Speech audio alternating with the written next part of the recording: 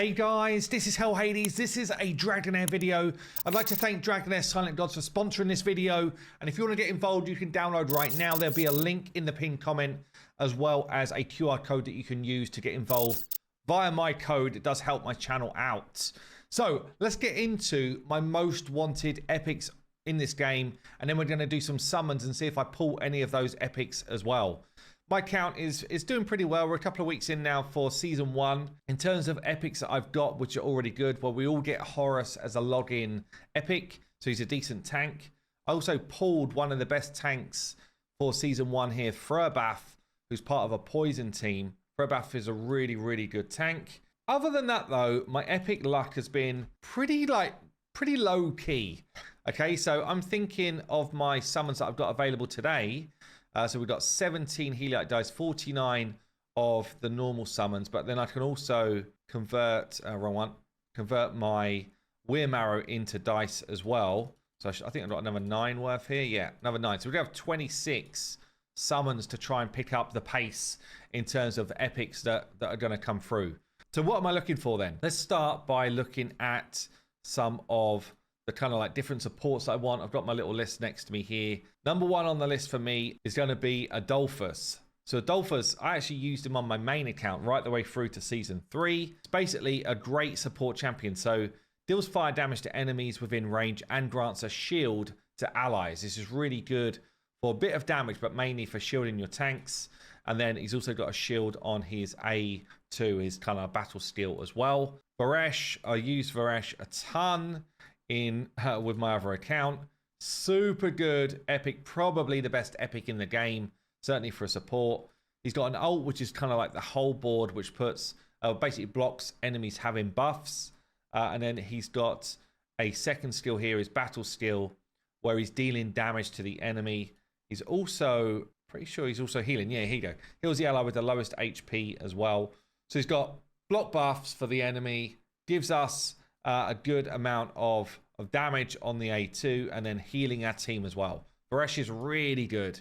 He's also a brilliant support to go alongside Sigrid, who I showed off in my last video. Another one here we've got is Zarloth, or Zarloth, the support here. So he's got the ability to recharge speed penalty. So basically he's blocking the speed of ults coming back for the enemy.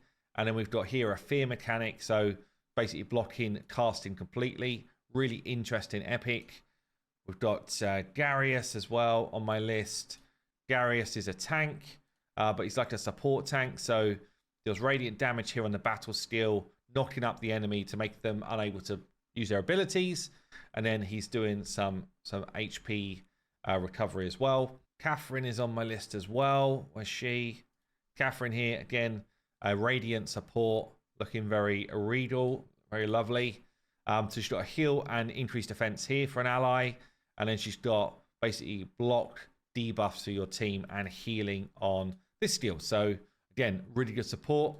I've got Iola as well. So yeah, so she's a lightning support. She's got a silence for the enemy. And then she's got an attack penalty and further silence as well. So attack penalty tends to be one of the best debuffs you can get for your team.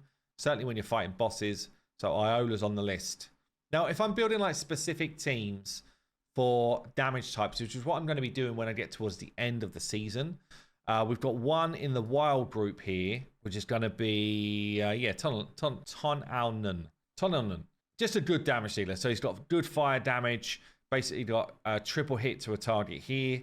And then he's got a big ult as well, where he does like a self buff, so gets an attack up, and then smacks with some fire damage. So he's going to start to bring the pain for a wild team. Sorry. Dauntless is also really good in Season 1. So there's a couple of options here. We've got Shagroll, the orc with the double wielding blades, like that a lot. So this guy leaps at an enemy with the lowest HP. So he's basically trying to take someone out, dealing lightning damage. And then with his ult, leaps to an enemy and hits 5 times, each hit dealing lightning damage, whilst also giving ourselves attack up. So really good epic for some damage here. And then Skeletor as well, with his massive mallet, which is very cool. So he's a dauntless dude as well. So he's getting in a lightning shield and attack up to an ally. So he's basically setting someone up to get the nukes off and then enhancing all allies with lightning force. So he's basically like setting up the damage for a Dauntless team. And then the last team which I would like to build is a Frost team. So for me, a kind of like a good pickup here would be Rava, staff here. So yeah, basically able to put freeze on people. So he's dealing cold damage, 75% chance of inflicting frost. And then for his ult, so he's got summons a Nexus. He's kind of like a shaman, I guess, that lasts 10 seconds in an area, dealing cold damage to enemies in range, and then a chance to put frost on them as well.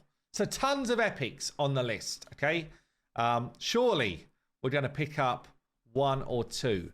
I guess we'll start with the Starlight summons. It is possible to get some legendaries from these now, but it's a really low chance. I've not had a legendary from a Starlight yet, but you never know your luck. First epic in the mix. Not one that I'm after. I do wish I could click here and just check out the epics as they come through. Can do that with Heliite dice. Second summon is going to be a rare. Already one that I've got.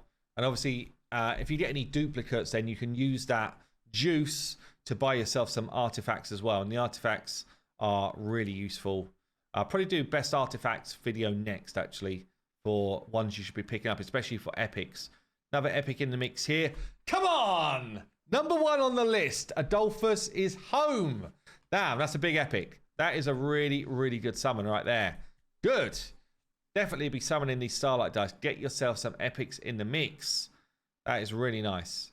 Couple of rares. Okay, let's keep going. Damn, that's big. Adolphus is big, actually. A few more rares.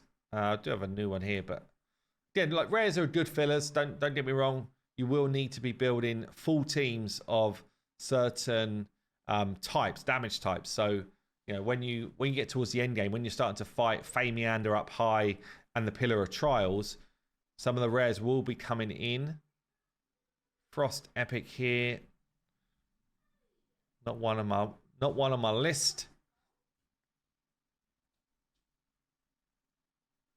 Okay, let's get the Heliite. Let's get the big ones out. So I'm still carrying on with this same banner.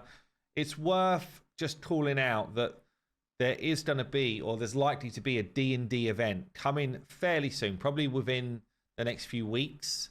And you will need probably a good 20 or so Heliite dice for that. But bear in mind, right, so I did a summons just like towards the back end of last week.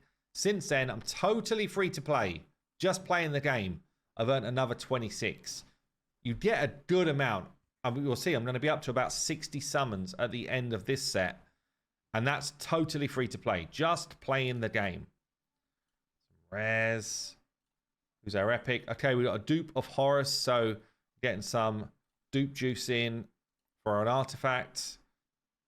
Wouldn't mind seeing like a big damage dealer legendary as well, to be honest. But let's see what goes on. Dupe. Nathaniel here. Bronwyn's a good rare as well. Already got him. Okay. Anything fresh? Come on. I mean, Adolphus was already big. Another epic.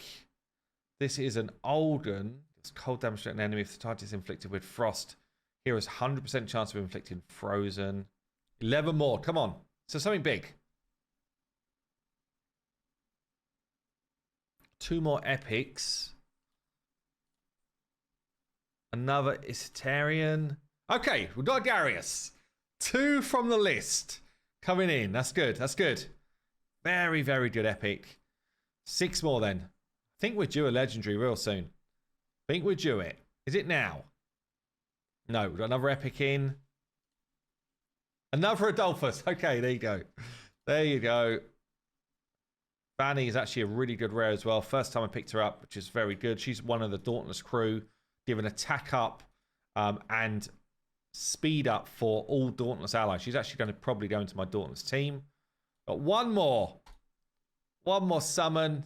Do we squeeze some sort of gold out of this as well? No, it's a rare. Anyway, there you go. So I've got 2 from the list, which is going to help me to start to build out my teams. And I don't know if you saw, but I am progressing pretty well. I'm already at stage 80 on the Famiander. And we're getting towards the point where I'm going to need to start to build out, you know, some big boy teams for like the late game content.